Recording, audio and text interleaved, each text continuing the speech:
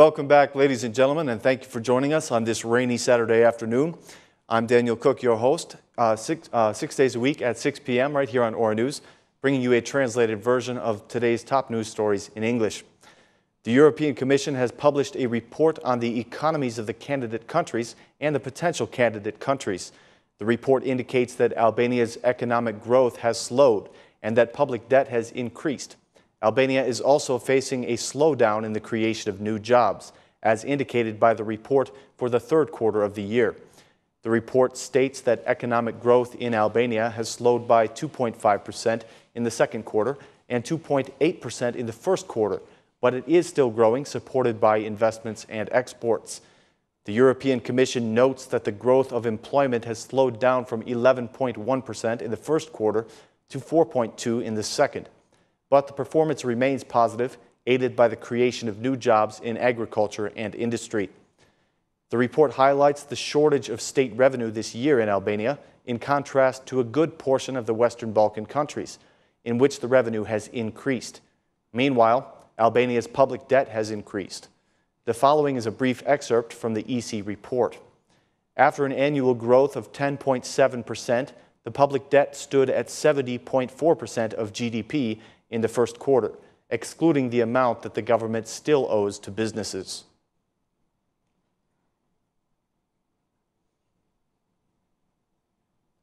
The Ministry of Finance has not yet prepared the final draft of the tax law that will be implemented next year, but they have come to an agreement on some of the changes that will be made. The government has been collecting requests from the business sector over the past 2 months, which of course have been predominantly in favor of tax cuts. Only a few of these cuts will be made. Sources from the Ministry of Finance report that the VAT on tourism will be reduced from 20% to 10%. This was even promised by the governing majority, but Minister of Finance believes that it will be a difficult thing to accomplish from a technical standpoint. Another easing of the fiscal policy that the ministry seems to be in favor of is the removal of the plastic tax of 100 lek per kilogram, to help the local manufacturers and the recycling industry. There are changes expected in the law on income tax in the 2016 fiscal package, in which it will be easier for the small businesses and the manufacturers to apply the new regulation for the recognition of expenses. It has been learned that there will be no further changes to the law on tax procedures other than those adopted recently, which brought stricter penalties for evasion. The IMF mission is expected to arrive in Tirana in late October, and after consulting with them, the government will publicize the fiscal package and the draft of the budget for 2016.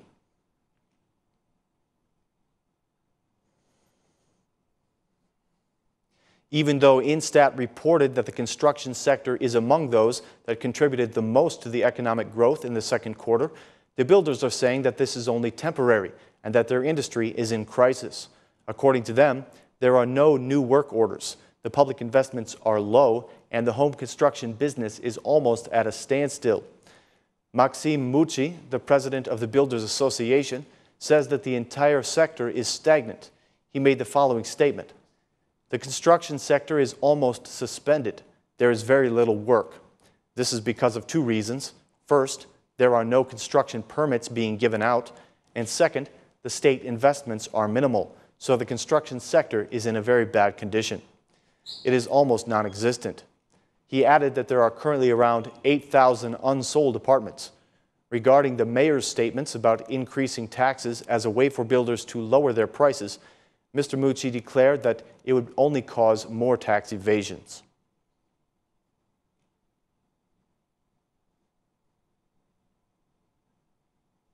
In continuation of his tour entitled "The Time for the Citizens to Speak," the Democratic chairman Luzim Basha held a meeting with the farmers of Lushnja today, to whom he promised a reduction of the flat rate tax to 9%.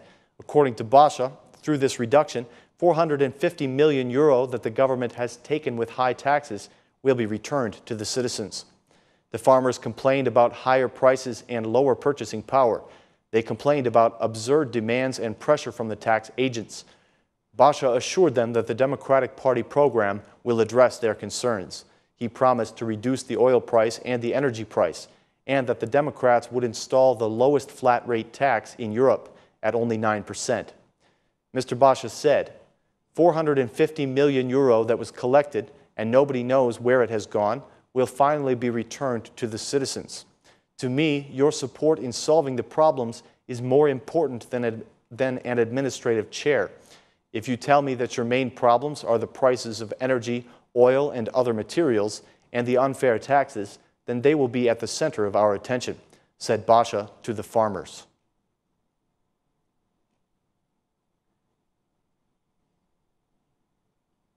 The chairwoman of the Integration Commission, Mailinda Bregu, has promised that the European Commission, or has proposed that the European Commission and Albania should have a monitoring mechanism to follow the progress of the obligations for the first two priorities for the EU negotiations, the justice system and security. The European Commission will evaluate these first two chapters, and according to Mrs. Bregu, a monitoring mechanism would assist in this process.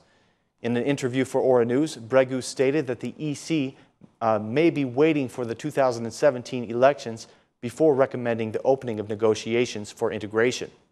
She says that differently from the government in power, the Democratic Party will support the acceleration of Albania's integration. Ms. Bregu was not optimistic that the negotiations will be opened in the near future.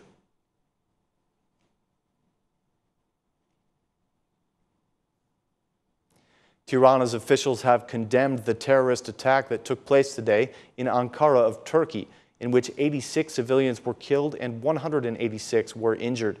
The Albanian Foreign Ministry expresses its condolences to the Turkish people and the government in these difficult moments. The ministry condemns the attack and hopes for fast recovery for the injured.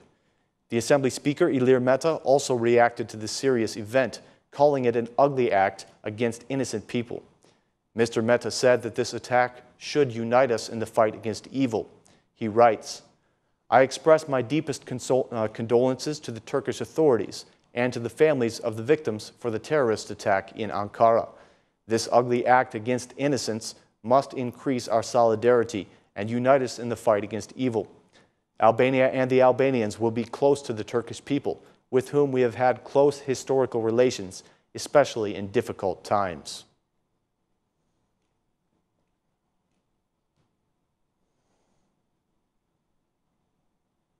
The Albanian national football team is now in Armenia, waiting for an important match tomorrow night at 6 p.m. in Yerevan. Hundreds of fans gathered at the Mother Teresa Airport today to salute the footballers before they departed. If the Albanian team wins in Armenia, they will be directly qualified for the European Championship in 2016 in France. Coach Debiazi is expected to make some changes in the formation for this game and may activate some players who did not play against the Serbian team.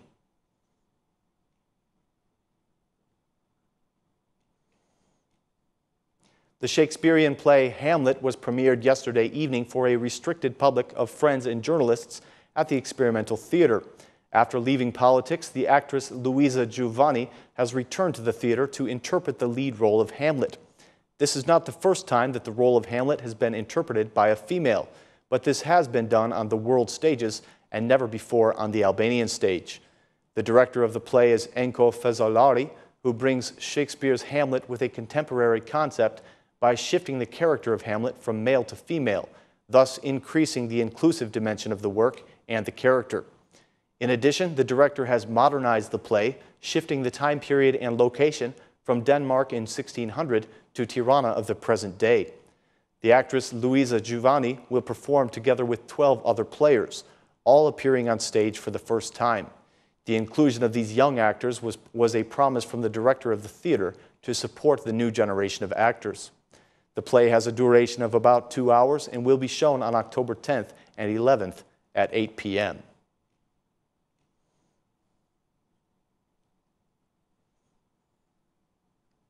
That concludes our news edition for this evening, ladies and gentlemen. We hope you have a fantastic weekend, and please join us again on Monday for more translated news in English. Thanks, and have a great night.